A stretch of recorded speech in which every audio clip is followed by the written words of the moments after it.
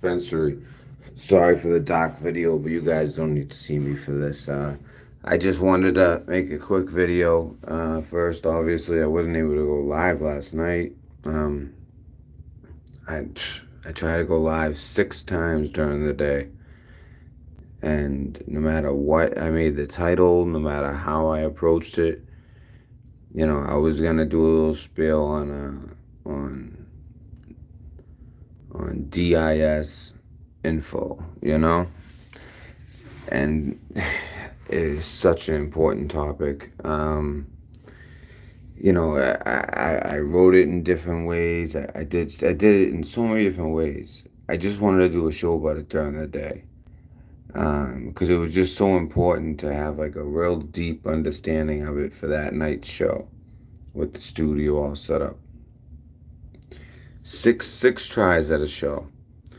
Well, I know after three, you get 3 shows a day, and then there's no chance of it getting a notification. So my last 3 tries, no one even showed up. And the whole thing, I still have it. If it doesn't cut out on me, maybe I'll just play it. I have like this long thing I wrote, and I'll put it in like a computerized voice. But anyways, this is what I want to talk about. So you guys might know the head of the FDA, Janet Woodcock, right? I just saw this. I just saw this. That's the only reason I'm going live. I just saw it. So you guys might have heard just the other day they're saying that they're approving the Pfizer. Well, that's a big deal. I mean, if they approve it, well, at least in any other situation, liability comes right along with it. But, there's been some rumors that they still might make it so that there's no liability. Um, Something happens to you, you take it, whether it's at the second one, whether it's in 2 years, 3 years, 4 years. I'm not so much worried about deaths as I am what the CEO of Pfizer himself said. Not the current one, no, the one before him. Um, who, I wouldn't be surprised if just like the test they use, the letters that come after, so the letter that comes after O, okay, that one. The letter that comes after B, yeah, that one. And the letter that comes after Q. So those three, that test. The one that kind of really got this whole thing started and got everyone all crazy at the beginning of 2020. Turns out they had those cycles way too high. We knew that. We were talking about this on that channel in January of 2020. It might have been February when we started talking about that.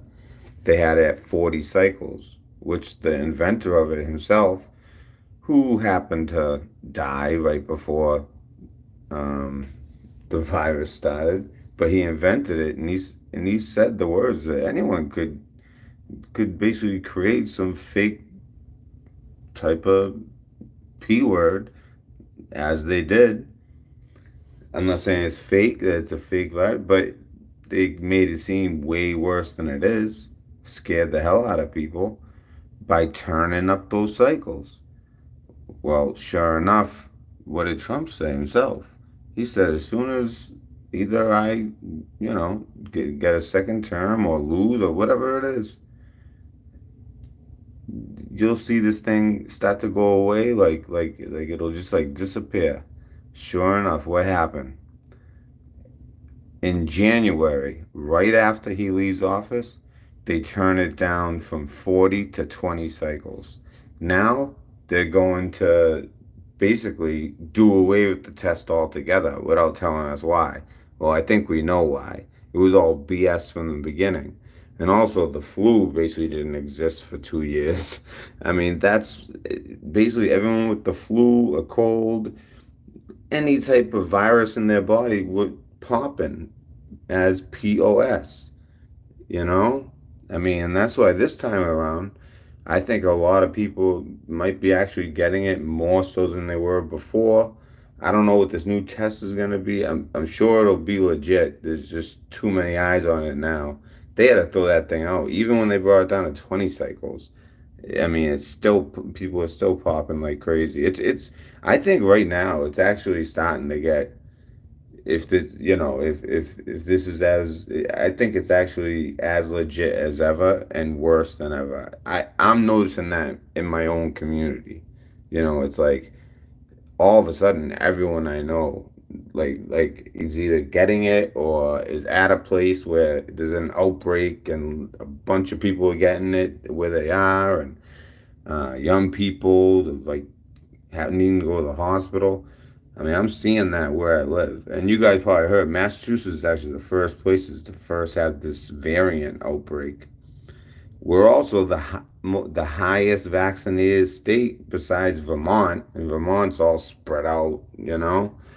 So as far as states, with the dense population, Massachusetts is it. We're by far the most vaccinated, and that's where you saw this Delta variant breakout start.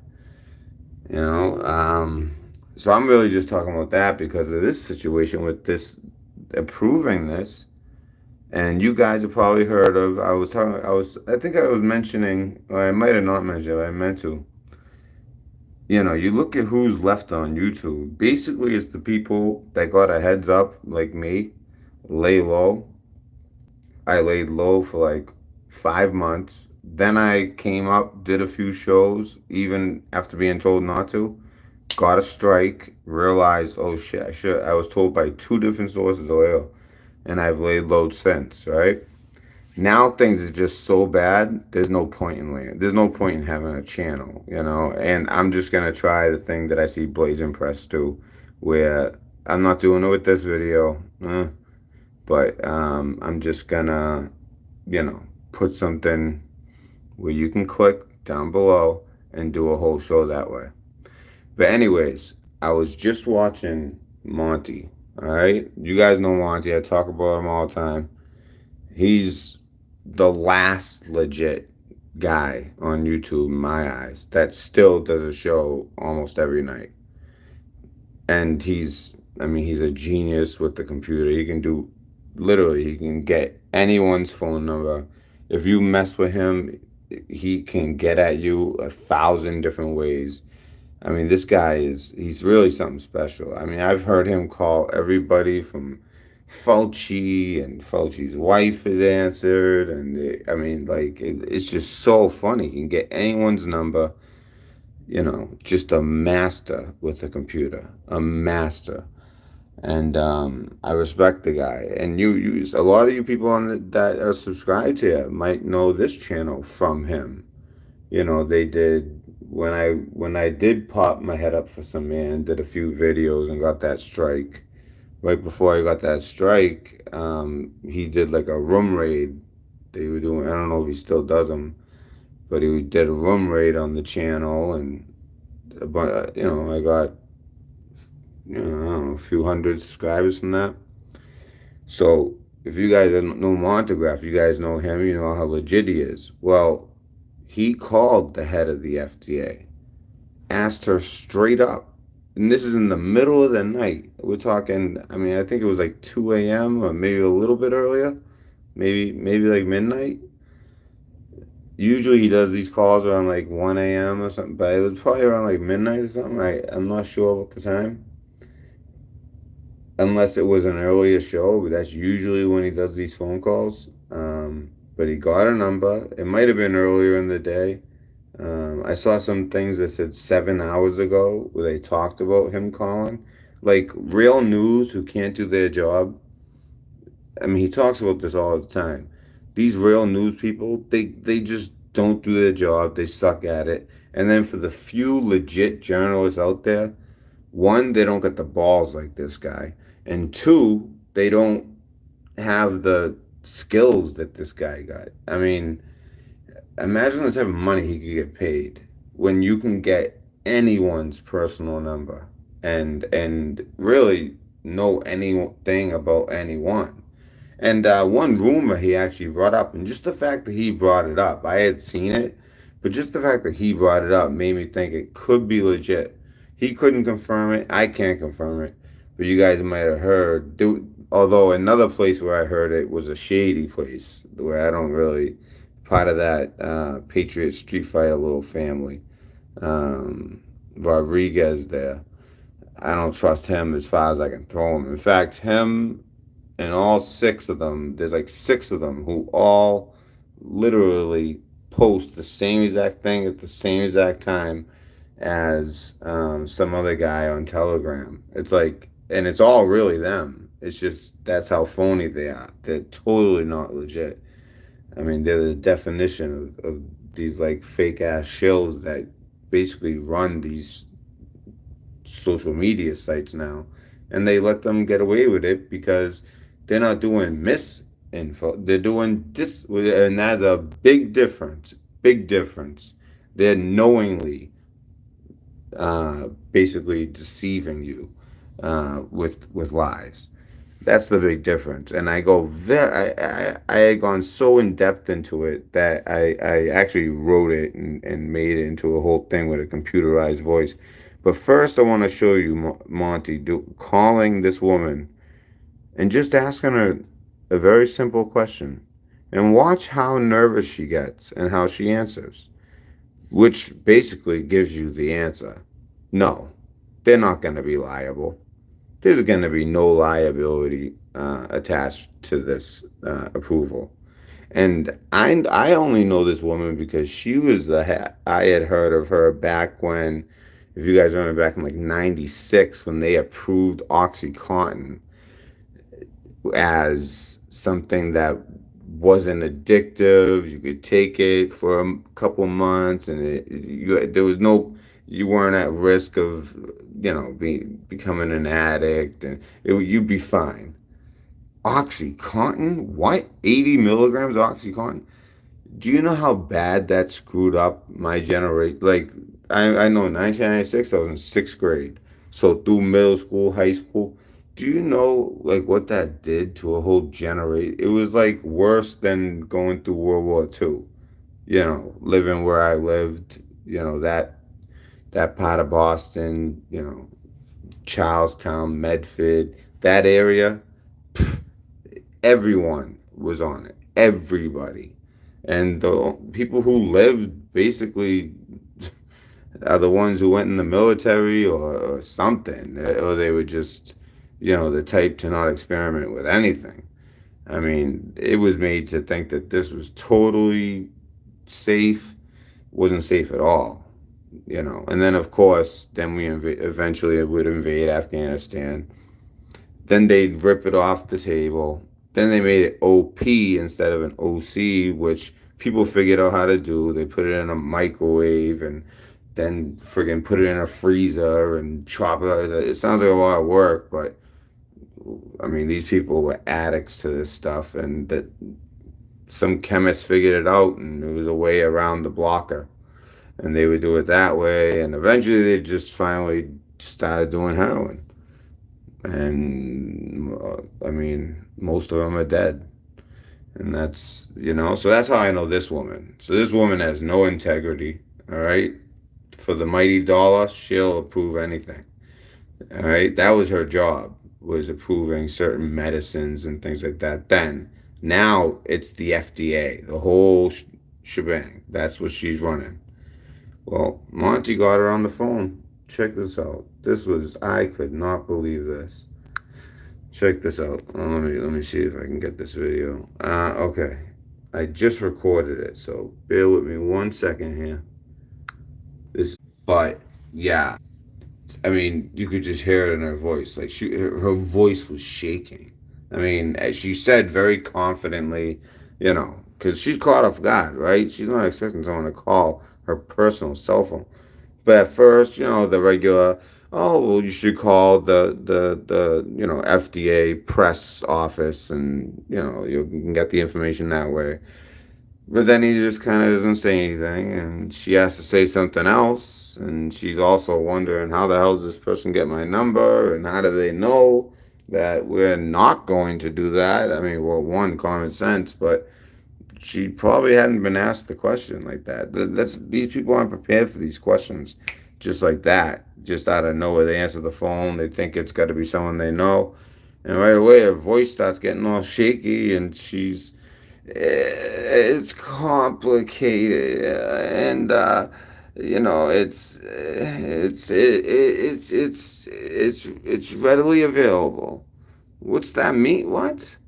So get ready for that. So they're definitely they're not taking liability for this. And what I'm gonna be honest with you, what I'm worried about. People are worried about people dying and so many years from this. I'm worried about what I was told to be worried about by the ex head of Pfizer, by a lot of scientists, and that's who I listen to. And I'm worried about, and I know what their agenda is for the most part. I'm worried about one, what's coming down the line when they're not in your arm anymore, and all of a sudden they're on your hand, leaving behind that quantum dot. That patent we found the day it came out. I'm worried when that starts happening, but I'm also worried about what it's gonna do to the reproductive system of women.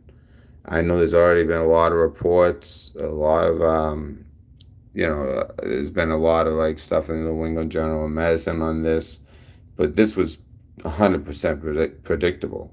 Right away, they were like, "There's some whatever was in one of the ingredients." They were like, "Oh wait, that's no good with the placenta." So that's what I'm worried about. Women's reproductive system in particular. They already knew for a fact that the AstraZeneca was doing that. That's why they just banned it for pregnant women in the UK only, though. Um, Eventually, they stopped doing AstraZeneca altogether. Then Johnson and Johnson, although I think that was based more on politics. There's something about the messenger RNA, the Pfizer and the Moderna I'm saying a lot of words I shouldn't be saying, but that was very fascinating. So if you were waiting on the approval, don't think the liability is coming with it. I don't see it. I don't see it at all. The way she answered that question, that'll be news coming out soon, very soon. I just found that fascinating. I thought that was great. No, it's not. If you look up what the actual Congress it's approved to travel on a highway. Well, there was a type of approval that happened on the 23rd. So if you're talking about that same approval, first of all, because I almost even got confused. It wasn't too widely reported. Um, so if you're talking about like there's been like several along the way. There was the emergency use authorization. Then there was something on in July that might be what you're talking about. But then there was something on August 23rd. So we're just talking a few days ago. Um, but yeah, this was supposed to be more connected to potentially a liability along with it. And so far, it's only been the Pfizer. So that's what I know on that. But it looks like I'm telling you, I don't think liability is going to be part of this. Unlike any other VX that gets the FDA okay, as far as like you're not going to get that full liability where you can sue them. You're not going to get that. I'll tell you that much. I could tell. It's complicated. It's not. It's really not. Like you said, it's not complicated at all. It's a yes or no. Is it going to be like, for death only, but not if it screws up a woman's reproductive system? I'm telling you, that's what I'm worried about. That's what I just have a feeling that's where it's going. That, along with getting people used to getting more of these more often, when told, experimental, and eventually it'll come down to the future of VXs, which are these transdermal patches that leave behind a quantum dot. The patents are out there. They're very weirdly worded. Read your brain waves, literally read your mind, your body activity data, and all so and as long as you're completing the desired task, which could basically be, I don't know, not speaking out like I am or not protesting, it could be anything, and then you get a cryptocurrency, or that, you could take that as like that, like what Yang was talking about there, like a basic universal income type thing through cryptocurrency. Because I mean, we're becoming obsolete very quick. There's a reason they use that word. You know, essential, non-essential, all that. I just I don't think that this was the big one, or the I don't think, but I'm not taking any chances. I'm not taking it. But they're not gonna be liable for damages in case people were hoping for that and maybe felt more comfortable at least. Um, but yeah, just a lot of crazy stuff going on in the world, man. I was watching the father of one of the Marines. Man, what a horrible situation that all is turning out to be. And they got all our weapons and driving them straight down to Iran. And Afghanistan is just it's such, it wasn't exactly like such a failure like Iraq was. Like they kind of people just kind of like throw Afghanistan in with Iraq so often that they just like to say, oh, these endless wars that okay, yeah, it could have been over in '06. Yeah, I agree. But it did accomplish its mission. We were never trying to invade a country like we were with Iraq, or build the nation like we were with Iraq. It kind of turned into that, and that's probably where they went wrong. But the main objective was always just to kind of, not necessarily retaliate for 9/11, because if we were truly retaliating, we'd be hitting Saudi Arabia. But one of their princes, Bin Laden, he was over there, and he was a basically a general, and he was fighting the Soviets, and we funded him, and we turned him into what he was. We gave him the skills and the know-how, and the training and the money. Although he came from money, his family is one of the richest Saudi families, but they're not in oil; they're in construction. You know. CIA asset, not agent, but asset, right? And they were going against a dying Soviet Union, but still powerful Soviet Union, and kicked their ass. And when it was our turn to go in there and fight them instead of the right enemy, right? Iraq made no sense. Just sounded like, just we know what all this crap was about. It was really about that Patriot Act, all of it. The attack alone was about the Patriot Act. Just like what's going on now is gonna be like this like bio bio Patriot Act that's gonna the HIPAA law. See you later. All of that. See you later. There's gonna be nothing secret anymore. It's just so obvious to me. So, when it was time for us to, people forget the mission was just to actually not just have this land where it's just lawless. It's been just war for 100 years there, but they're training great fighters that will come over here. Although most of the hijackers of the planes were actually Saudi, but anyways, that was the idea, right? We were successful in that way, right? An American hadn't died in 18 months. The 13 Americans that just died, the 13 Marines, and there was a Navy. I don't want to say just Marines. There was a Navy. There was one or two Navy corpsmen. That's basically like medic. You're a medic. That's a Navy guy. That's When I was in boot camp, there was so many Navy corpsmen. I didn't know what a Navy corpsman was. But, besides special forces, they're the only guys in the Navy going to the front lines with a boots are on the ground fighting. But so Navy corpsmen, I mean, it's probably one of the Navy corpsmen die all the time.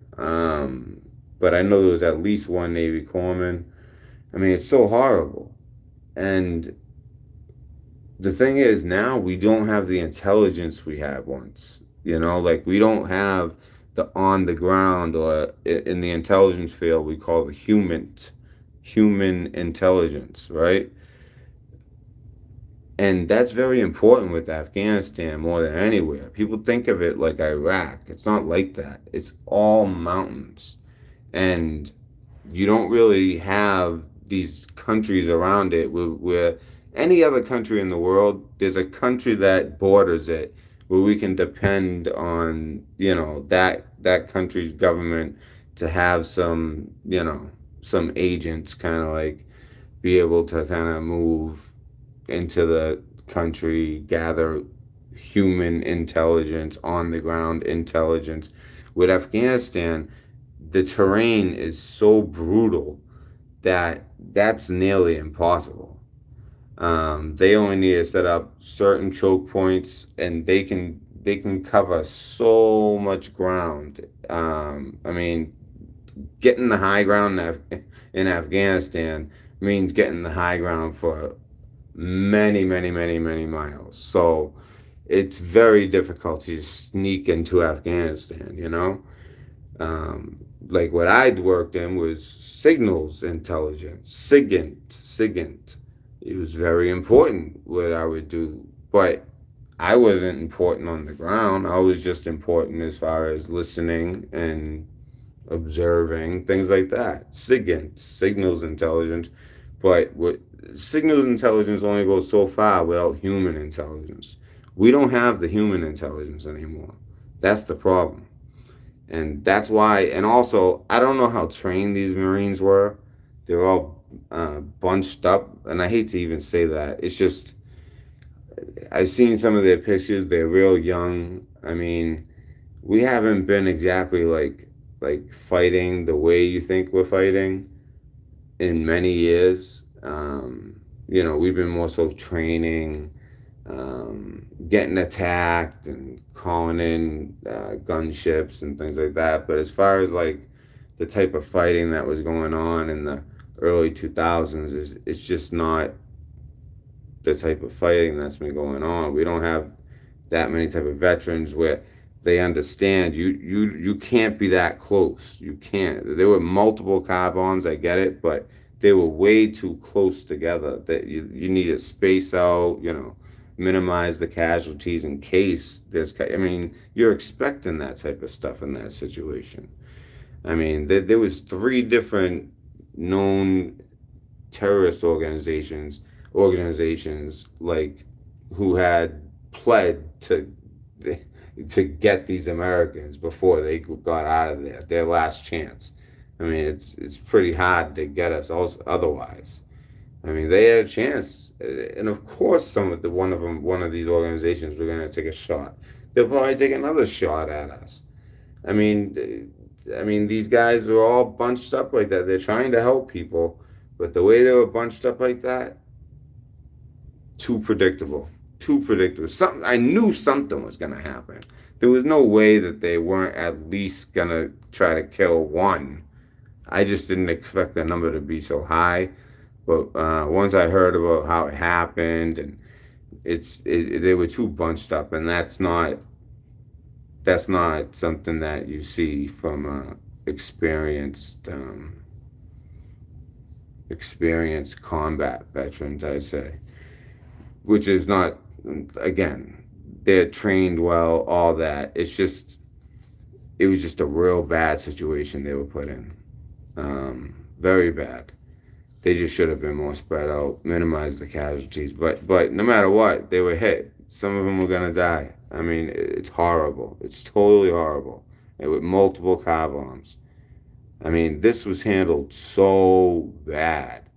and we're getting killed by our own weapons from our own Humvees, while really, from what I understand, 80% of the Humvees have somehow made their way to Iran, which is really saying something from Afghanistan.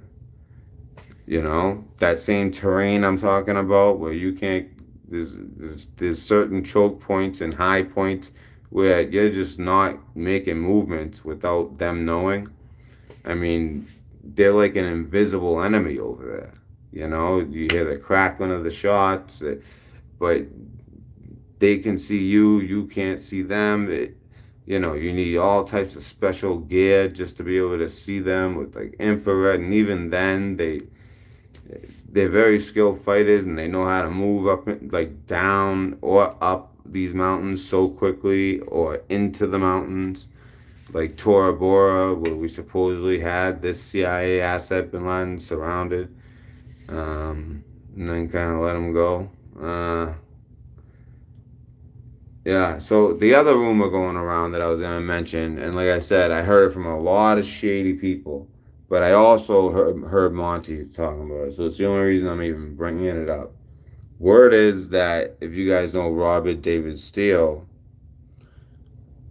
you guys heard about this? So supposedly he's dead. Uh, so he's supposedly he's dead. Um, Robert David Steele. If you guys don't know him, he's supposed to be a CIA whistleblower. Um, from anyone that I respect their opinion and I know they know what they're talking about, and I'm pretty sure that Monty even said this himself.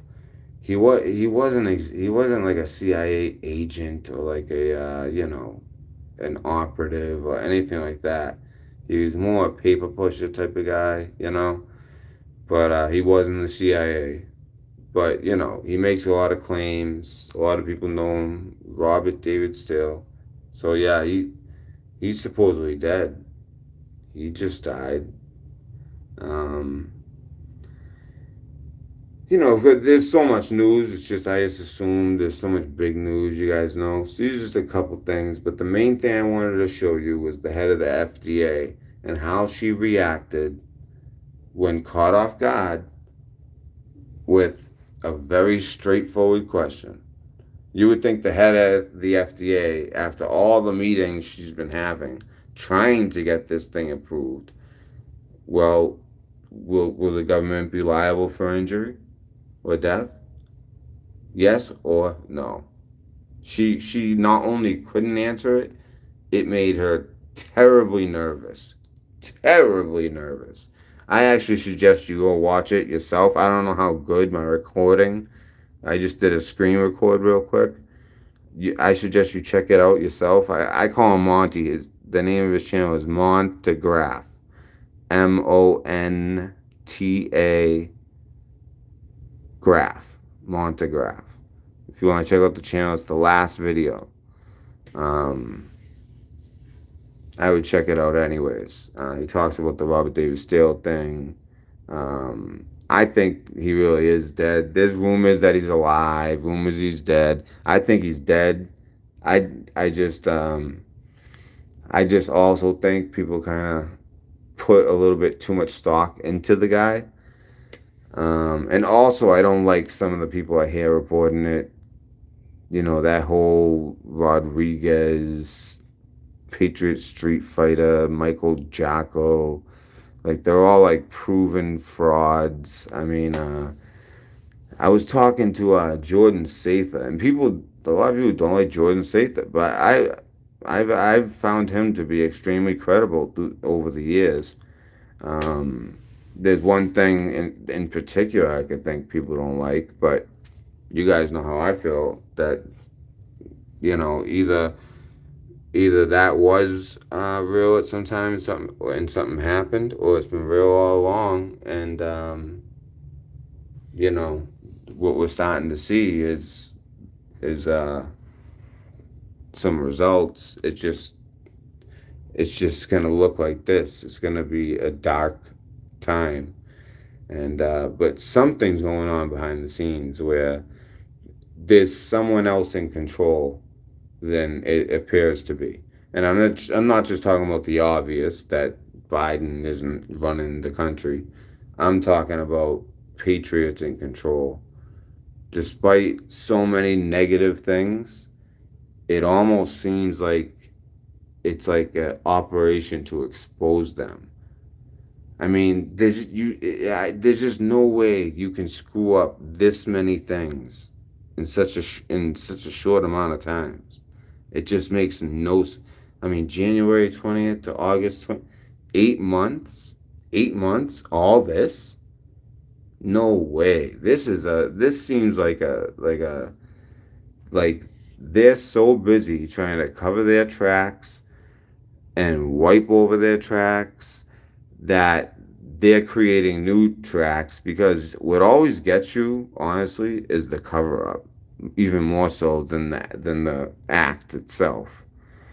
I mean, there was so much I wanted people to going down for before, but by now you add everything with the virus and the freaking the election and everything since then, and the way that they're just like openly just stripping the First Amendment, coming after regular Americans. In fact, I would argue the best Americans, like American flag waving veterans, police, like coming after those types of Americans and calling them terrorists all of a sudden.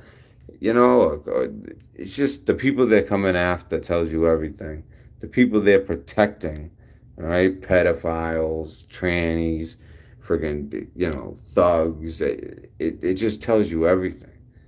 Everything's upside down and backwards, and it almost feels like there's a very powerful intelligence operation behind the scenes that's almost forcing them to make certain decisions or force them into certain situations where, in order to appeal to their constituents that they have to appeal to, as well as, just kind of have any consistency to what they say, they have to make some horrible policy and agree with some just outrageous, outlandish crap and go against the best of the best Americans. It's just a lot of this is just, it seems so bad to me that it almost seems like it has to be an operation. And it's not just wishful thinking. I really feel like it has to be some type of sting operation that they're aware is going on, and they're so worried about that other foot coming down that they just got their other foot in their mouth 99% of the time. Just fumble after fumble after fumble. It's just with the border, with Afghanistan, how this was. I mean, I've never seen something handled so bad. It looks like there was literally no. It looks like their plan was just not to plan. It's unbelievable. I mean, people thought it was bad. What was the number? 59 Iranian hostages. Like, they keep bringing up Saigon. Like, well, no, it's going to be worse than that. This is way worse. These are terrorists. Their plan is to get us here. So that makes it worse right away. They, like, the North Vietnamese, they just wanted to be, down with communism and have that way of government. That's way different than what's going on here. You can argue one's worse. I think it's worse to. I don't think too many terrorists are coming over here. But guess what? Now we're trying to bring over 200,000 Afghanis. Well, that's how that terrorism that we've been fighting for 20 years to keep the fighting there instead of being attacked here. Well, when you bring over that many and only 5% are the interpreters that we're trying to save, yes, we need to save those men and their families. Okay, that's what we need to do. Not their cousins and second cousins and best friends, Baba, and no, their families. Their wife and children. And if they don't have wife and children, their mother or something.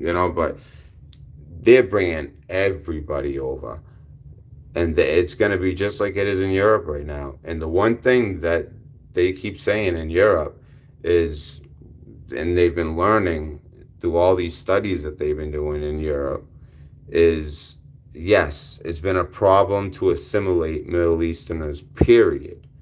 But in particular, Afghanis just do not assimilate at all. I mean, it's way different than, like Iraqi, Iranian. It's way different.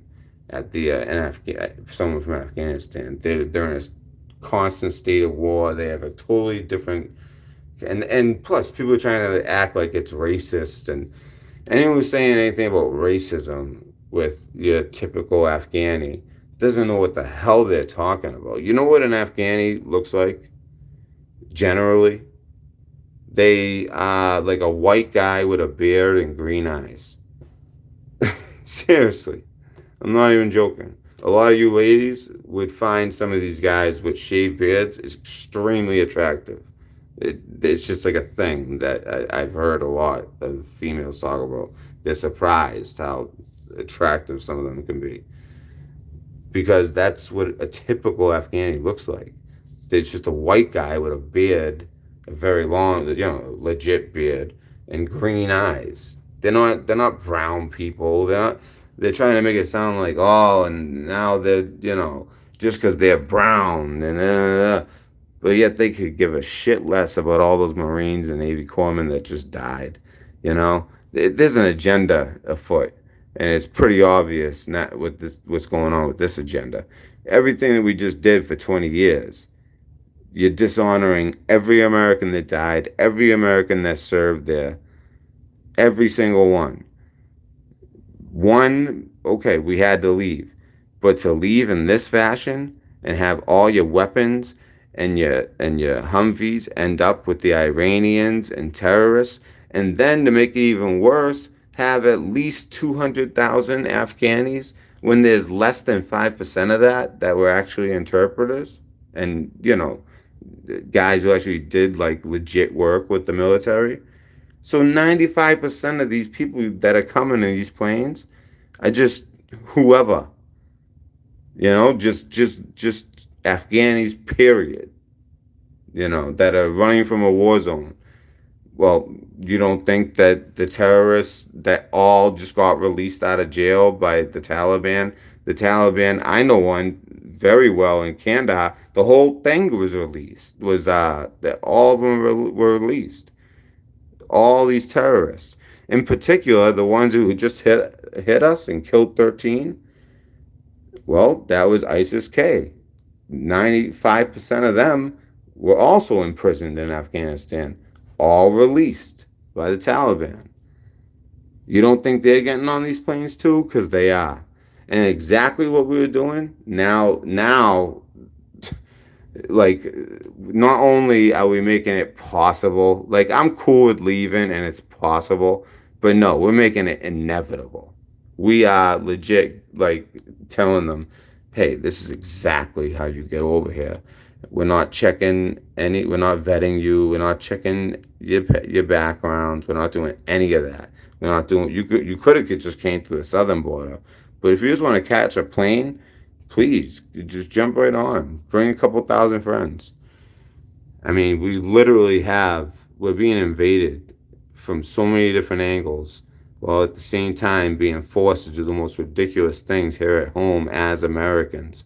And the best of our Americans are forced to shut up or else.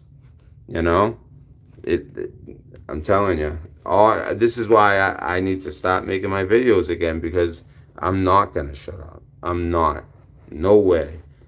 No way. I was told by my two best sources that it was best I just be quiet, and I was for a while. They said, listen, I'm telling you, this is not the time to start. So, but what I'm just going to start, I shouldn't even announced it, but I already told you guys. That's what I'm just going to put a link somewhere. I shouldn't be talking like this, but every video I'll come on, I'll say, hey, about to go live, and I could just be unfiltered, right? All the things I'm holding back from saying right now, just be unfiltered, right? All you got to do is click a link in the description, and I'll just be unfiltered on Rumble or one of these things. Oh, and you guys should see the things I learned about Telegram. Oh, I'll save that for the actual video with the setup. I'm just gonna do it one day this week. If you miss it live, I'm sorry, but I'm just gonna go live out of nowhere, somewhere between like 9 and midnight Eastern time, one day this week. Because I don't want to say a day and have it not happen again. But I'm surprised that I've been allowed to go this long. Thank you for stopping by. Just wanted to say that little bit of information. I start getting pissed off talking about this other stuff though. Um, so yeah, there's a lot I want to talk about unfiltered, and that's how I'm gonna do it. I see Blazing Press do it, and it works great for him. So I don't see why it wouldn't work for me. As long as I have my channel still by then. I don't know what's gonna happen with this video. We'll see. All right. Thank you guys. Have a good night if you're still up. Have a good morning if you're just getting up. Red pill dispensary. Salute.